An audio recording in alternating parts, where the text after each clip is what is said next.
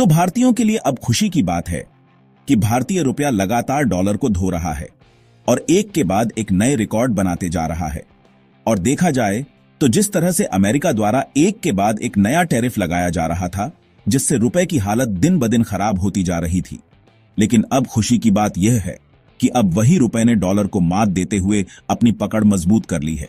लेकिन दोस्तों, रुपया की गिरावट और चढ़ाई हमेशा खबरों का हिस्सा बनती है और इस समय सोशल मीडिया में भी रुपया छाया हुआ है। और यह सिर्फ आंकड़े नहीं है, बल्कि भारतीय अर्थव्यवस्था और राजनीति के गहरे संकेत हैं। लेकिन सवाल यह है कि रुपए के उतार चढ़ाव का भारत पर किस तरह असर पड़ रहा है और इससे भारत को कितना फायदा या नुकसान होने वाला है। पूरी डेवलपमेंट क्या है, आइए समझते हैं आज की इस वीडियो में। लेकिन आगे बढ़ने से पहले इस वीडियो को एक लाइक करके चैनल को सब्सक्राइब जरूर कर लीजिए, क्योंकि यह आपके लिए सिर्फ 1 सेकंड का काम है, लेकिन इससे हमारी काफी बड़ी मदद होती है। दरअसल पिछले कुछ दिन भारत के लिए राहत भरे रहे हैं, क्योंकि कुछ दिनों से रुपए की गिरावट थमी है और वह डॉलर के मुकाबले कुछ हद तक मजबूत हुआ है। और यहां पर उन लोगों के लिए राहत की बात है जो रुपए की कमजोरी से चिंतित थे, और इससे रुपए को लेकर चल रही बहस भी कुछ शांत हो सकती है। हालांकि ये याद रखना जरूरी है कि रुपए की मूल्य में गिरावट कोई नया फिनोमिनान नहीं है, बल्कि इसका एक दीर्घकालिक इतिहास है। क्योंकि साल 1947 में जब भारत स्वतंत्र हुआ था, तो रुपए की एक्सचेंज रेट प्रति डॉलर सिर्फ 3.3 रुपए थी। इसके बाद समय के साथ यह गिरावट बढ़ती गई, जो 1980 में जाकर 7.8 प्रति, 1990 में 17.01 प्रति और साल 2000 तक आते आते यह 43.5 प्रति पहुंच गई। और फिर एक दशक बाद 2010 में यह 46 पर थी और 2020 में गिरकर 71 पर पहुंच गई। इसके बाद सितंबर 2021 से इसकी एक्सचेंज रेट 73 प्रति डॉलर से बढ़कर बीते कुछ दिनों तक 87 से अधिक हो गई। और देखा जाए तो रुपए में गिरावट एक राजनीतिक मुद्दा रहा है, क्योंकि जो भी विपक्ष में होता है वह रुपए के गिरने के लिए सरकार को ही दोषी ठहराता है। लेकिन रुपए में गिरावट के इन सभी दशकों के दौरान भारतीय अर्थव्यवस्था उल्लेखनीय रूप से बढ़ी है। लेकिन वह कैसे, आइए बताते हैं। तो सबसे पहले तो हमें यह सोचना बंद करना होगा कि रुपए की गिरावट का मतलब हमेशा अर्थव्यवस्था का कमजोर होना नहीं होता। वास्तव में रुपए की कमजोरी का राष्ट्रीय गौरव से कोई सीधा संबंध नहीं है। किसी भी राष्ट्र की अर्थव्यवस्था बहुत जटिल और बहुपर्तीय होती है, जिसे सिर्फ मुद्रा के मूल्य से नहीं समझा जा सकता। जब कोई देश वैश्विक व्यापार में शामिल होता है, तो उसकी मुद्रा की एक्सचेंज रेट इस व्यापार पर गहरे प्रभाव डालती है। रुपए की गिरावट का एक सकारात्मक पहलू यह है कि इससे भारतीय निर्माताओं के लिए अंतर्राष्ट्रीय बाजारों में अपनी वस्तुएं बेचना आसान हो जाएगा। उन्हें डॉलर में भुगतान मिलेगा, लेकिन उत्पादन की लागत रुपए में रहेगी। यही बात आईटी जैसी सेवा क्षेत्र की कंपनियों पर भी लागू होती है, जो दुनिया भर के ग्राहकों को सेवाएं देती हैं, जिसका सीधा असर यह है कि हमारे निर्यात बढ़ सकते हैं, जिससे रोजगार के नए और बेहतर अवसर पैदा हो सकते हैं। इसके अलावा रुपए की कम कीमत भारत में आने वाले पर्यटकों के लिए एक आकर्षण का कारण बनती है। यह विदेशी मुद्रा के मुकाबले भारतीय रुपया कमजोर होने पर विदेश से आने वाले पर्यटकों के लिए भारत में खरीदारी और यात्रा करना सस्ता हो जाता है। इसी तरह विदेश में काम करने वाले भारतीयों द्वारा अपने परिवारों को भेजे गए पैसे की कीमत भी बढ़ जाती है, जिससे उन्हें ज्यादा धन प्राप्त होता है। हालांकि रुपया में गिरावट का एक नकारात्मक पहलू यह भी है कि जब रुपए की कीमत गिरती है, तो भारत में आयातित सामान की कीमतें बढ़ने लगती हैं, क्योंकि विदेशी उत्पादों को रुपए की तुलना में अधिक भुगतान करना पड़ता है। इससे महंगाई का खतरा बढ़ता है और घरेलू बाजार में कीमतें चढ़ने लगती हैं, जिसका असर आम जनता पर पड़ता है।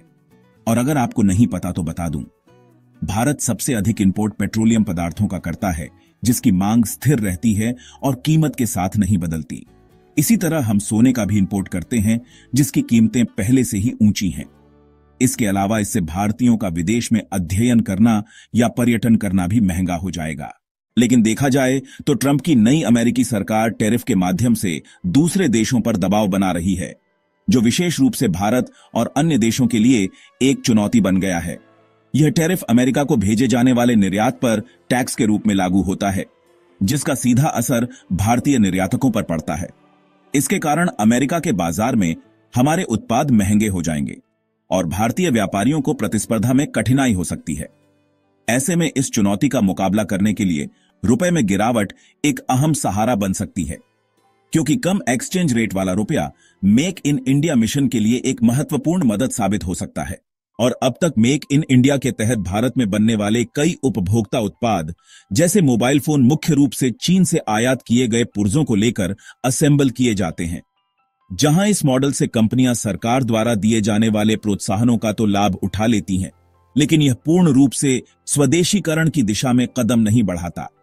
लेकिन जब डॉलर महंगा हो जाएगा तो चीन से ऐसे पुर्जे आयात करना और महंगा हो जाएगा, जिससे कंपनियां अपने सभी पुर्जे भारत में ही बनाने को प्रेरित होंगी और देश में शोध एवं विकास के साथ ही रोजगार भी बढ़ेंगे। और देखा जाए तो अन्य देशों के अनुभव बताते हैं कि मुद्रा अवमूल्यन हमेशा बुरा या अच्छा नहीं होता। जहां इस सदी के शुरुआती वर्षों में चीन ने जानबूझकर अपनी मुद्रा युआन को डॉलर के मुकाबले लगभग 30% कम कर दिया था, और ऐसा अवमूल्यन चीनी वस्तुओं को विदेशी खरीदारों के लिए सस्ता रखने की रणनीति का एक महत्वपूर्ण हिस्सा था। जहां निर्यात को सस्ता बनाने की इस नीति ने चीनी निर्माताओं को वैश्विक बाजारों में बढ़त हासिल करने में मदद की, और इसका नतीजा यह हुआ कि उस अवधि के दौरान चीन के निर्यात में नाटकीय रूप से वृद्धि हुई। जहां उस अवमूल्यन ने चीन की निर्यात मात्रा को 50% तक बढ़ाने में मदद की, जिसने उसे दुनिया का सबसे बड़ा निर्यातक बनाने में महत्वपूर्ण भूमिका निभाई।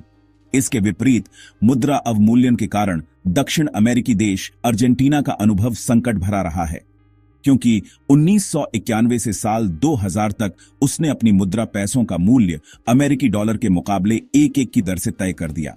लेकिन आपको यह जानकर हैरानी होगी कि साल 2001 से 2002 के संकट के दौरान जब उस पर निवेशकों का विश्वास टूटा तो कुछ ही महीनों में पेसों के मूल्य में लगभग 70 से 75% की गिरावट आ गई, जिसने अर्जेंटीना की अर्थव्यवस्था को चौपट कर दिया, जिससे वहां कीमतें बढ़ गईं और वार्षिक मुद्रास्फीति 40% से अधिक हो गई। इसलिए हमें भी डॉलर के मुकाबले रुपए की विनिमय दर को राजनीतिक बहस का हिस्सा बनाना बंद करना होगा, क्योंकि जब भी रुपए की स्थिति में अचानक और तेज गिरावट आती है तब हमें चिंता करनी चाहिए। लेकिन यह संकट स्वतंत्र भारत में कभी नहीं आया। रुपए की एक्सचेंज रेट को प्राकृतिक रूप से अपनी दिशा तय करने देना चाहिए, जैसा कि यह समय और बाजार की परिस्थितियों के आधार पर होता है, जबकि इसके बजाय हमें अपनी ऊर्जा और संसाधन अधिक महत्वपूर्ण मुद्दों पर केंद्रित करने चाहिए, जैसे रोजगार सृजन, उत्पादन क्षमता में वृद्धि और आर्थिक सुधार। जबकि रुपए की एक्सचेंज रेट को एक अस्थिर या अनावश्यक विवाद का विषय बनाने की बजाय हमें इसे एक सामान्य आर्थिक घटक के रूप में देखना चाहिए, जो किसी भी बाजार के उतार चढ़ाव का हिस्सा है। तो दोस्तों, रुपए के उतार चढ़ाव को लेकर आपकी राय क्या है? कमेंट बॉक्स में जरूर बताइएगा। और यदि वीडियो इंफॉर्मेटिव लगी है तो इसे लाइक करके अपने खास मित्रों के साथ भी शेयर करें, ताकि उन्हें भी यह महत्वपूर्ण जानकारी मिल सके। जय हिंद।